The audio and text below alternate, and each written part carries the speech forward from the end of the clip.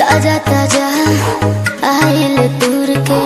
हाथे अंगूर ना लागी अंगूर के लार बेकार टप के तोहार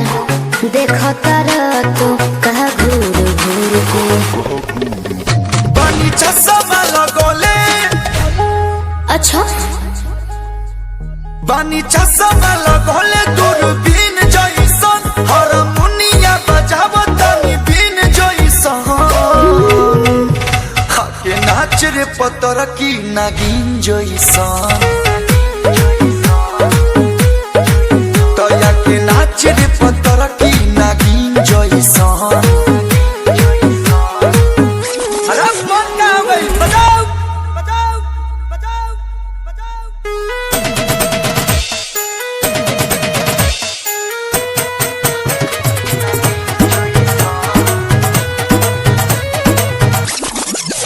सजिला जब हम ऊपर नीचे सारा जमाना चले पीछे पीछे कहिला फिर से दूर शरीर से लगे लगा है बाहें घींचे घींचे अरे बोलो हरी तबला आवाज क्या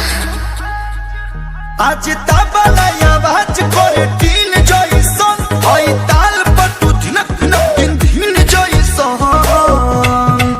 हाया के नाच रे पतर की नगिन जइसन नाच हाया के नाच रे पतर की नगिन जइसन